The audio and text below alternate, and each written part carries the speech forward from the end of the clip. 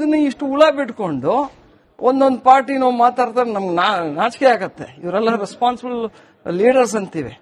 ಏನೇನೋ ಆರೋಪಗಳು ಮಾಡ್ಕೊಂಡಿದ್ರೆ ಎಲ್ಲಿ ಇದೆ ನಮ್ಮ ರಾಜ್ಯ? ಸ್ವಲ್ಪ ರೆಸ್ಪಾನ್ಸಿಬಿಲಿಟಿ ಬೇಕು. ಇದು ಪ್ರಾಬ್ಲಮ್ ಇದೆ, ಹೇಗೆ ಸಾಲ್ವ್ ಮಾಡೋದು. ಈಗ ಒಬ್ಬರು ಒಳ್ಳೆ DRF ನನಗೊಂದು ಮೆಸೇಜ್ ಹಾಕ್ತಾರೆ, ಸರ್ ಇದು ಬೇರೆ ಚಾಮರಾಜನಗರ ಜಿಲ್ಲೆ ಅಲ್ಲ, ಎಲ್ಲ ಕಡೆನೂ ನಡೀತಿದೆ.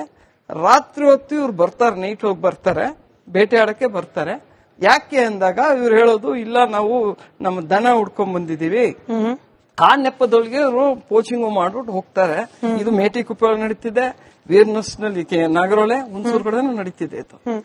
ಅವ್ರು ಹೇಳೋದು, ನಾವು ಸರ್ಕಾರಕ್ಕೆ ಕೇಳ್ಕೊಂಡಿದ್ದೀವಿ. ಈಗ ನಾನು ಬರ್ದಿದ್ದೀನಿ ಸರ್ಕಾರಕ್ಕೆ, ನೀವು ಫಸ್ಟ್ ಇವ್ರು ಕೊಟ್ಟಿರೋ ಮಾಹಿತಿನ ನೀವು ಅದನ್ನ ಇಂಪ್ಲಿಮೆಂಟ್ ಮಾಡಿ. ಅವ್ರು ಹೇಳೋದು ಸಿಂಪಲ್, ನಮಗೆ ಯಾರ್ದಾರು ಕಳೆದೋಯ್ತೋ, ಹಸುನೋ ದನ ಏನೋ ಕಳೆದೋಯ್ತಂದ್ರೆ ನಮ್ಮ ಹತ್ರ ಬನ್ನಿ, ನಾವೇ ನಿಮ್ ಖುದ್ದಾಗಿ ಕರ್ಕೊಂಡು ಹೋಗ್ತೀವಿ, ನೀವು ಹೊರಗಡೆ ಬರಬೇಡಿ.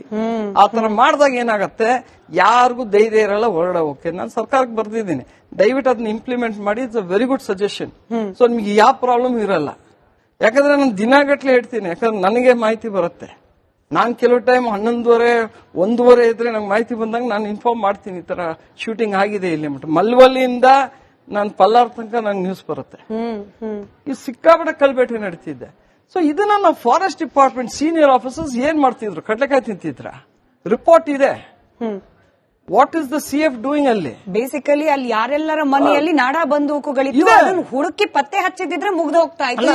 ಈಗ ಬರ್ತೀನಿ ನೋಡಿ, ಈಗ ತಮಿಳುನಾಡವ್ರು ಏನ್ ಮಾಡ್ತಾರೆ, ಅಲ್ಲಿ 4 ವರ್ಷದ ಹಿಂದೆ ವಾರ್ನಿಂಗ್ ಕೊಡ್ತಾರೆ, ಯಾರ ಹತ್ರ ಕಲ್ಲು ಬಂದೂಕ ಇದೆ ತಗೊಂಡ್ಬಂದ್ಬಿಟ್ಟು ಸರೆಂಡರ್ ಮಾಡಿ, ಡಿಸ್ಟ್ರಿಕ್ಟ್ ಹೆಡ್ ಕ್ವಾರ್ಟರ್ಸ್ ಹೋಗಿ ಸರೆಂಡರ್ ಇದ್ ಮಾಡಿ ಅನ್ಬಿಟ್ಟು.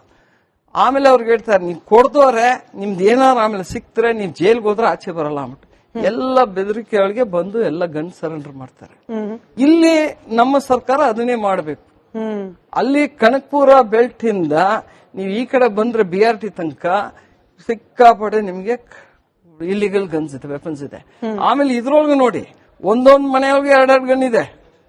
ಆಮೇಲೆ ಇವ್ರನ್ನ ಹುಡ್ಕೊಂಡು ಹೋದ್ರೆ ಇವ್ರು ಅಲ್ಲಿ ಇಟ್ಕೊಂಡಿರಲ್ಲ, ಕಾಡೊಳಗೆ ಬಚ್ಚಿಕ್ಕಿರ್ತಾರೆ. ನಾನು ಇವತ್ತು ಸರ್ಕಾರಕ್ಕೆ ಹೇಳ್ತಾ ಇದ್ದೀನಿ, ನೀವು ನಮ್ಮ ಡಾಗ್ಸ್ ಇದೆ, ಸ್ನಿಫರ್ ಡಾಗ್ಸ್ ಇದೆ, ಅದನ್ನ ಬಿಟ್ಟು ಅದನ್ನ ಎಲ್ಲೆಲ್ಲಿ ಬಚ್ಚಿಕ್ಕಿದ್ದಾರೆ. ಇವರೆಲ್ಲ ವೀರಪ್ಪನ್ಗಳಾಗ್ಬಿಟ್ಟವ್ರೆ.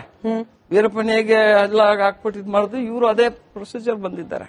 ಸೊ ನಾನ್ ಸರ್ಕಾರಕ್ಕೆ ಕೇಳೋದು, ಇದು ಆಯ್ತು, ಇವ್ರುಗಳು ಪೋಚರ್ಗಳು ನಾನು ವಾದ ಮಾಡ್ತೀನಿ. ನಾನು ಇವತ್ತು ಹೇಳ್ತೀನಿ, 200 ಜನ ಇದ್ದಾರೆ ಅಲ್ಲಿ, ದಾಖಲೆಗಳಿದೆ.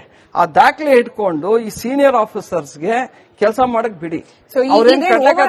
ಸರ್ ಹಂಗಾದ್ರೆ ವೀರಪ್ಪನ್ ಎಪಿಸೋಡ್ ಮರುಕಳಿಸದಂತೆ ಕಾಣ್ತಾ ಇದೆ ಅಂತೆಲ್ಲ ಏನ್ ಕೆಲವರು ಇಂಟರ್ನೆಟ್ ನಲ್ಲಿ ಬರ್ಕೊಳ್ತಿದ್ದಾರೆ. ಇದು ಓವರ್ ಹೈಪ್ ಏನಲ್ಲ, ವಾಸ್ತವ ಅಂತ ಹೇಳ್ತೀರ ತಾವು? ಅಲ್ಲ, ಅದು ಆಗ್ತಾ ಇರೋದೇ ಮಿನಿ ವೀರಪ್ಪನ್ಗಳಿದ್ದಾರೆ. ಆಮೇಲೆ ಇನ್ನೊಂದು ಬೇಜಾರಂದ್ರೆ, ನಾವು ಹೇಳೋದು ನಮ್ಮ ಫಾರೆಸ್ಟ್ ಡಿಪಾರ್ಟ್ಮೆಂಟ್, ಇವ್ರು ದುಡ್ಡು ಮಾಡಕ್ಕೆ ವೀರಪ್ಪನ್ ಟ್ರೈಲ್ ಏನ್ ಮಾಡ್ತಾರೆ ಗೋಪಿನಾಥನೊಳಗೆ, ಅವನ್ನ ಒಂದು ದೊಡ್ಡ ಹೀರೋ ತರ ಮಾಡಕ್ಕೆ. ಇವರು ಹೆಂಗೆ ಹೋದ ವೀರಪ್ಪನ್ನು ಎಲ್ಲ ಅಂದ್ಬಿಟ್ಟು ಈಗ ಇನ್ನಷ್ಟೊಂದು ಜನ ಇನ್ಸ್ಪೈರ್ ಆಗ್ಬಿಟ್ಟು ವೀರಪ್ಪನ್ಗಳು ಬಂದವ್ರೆ.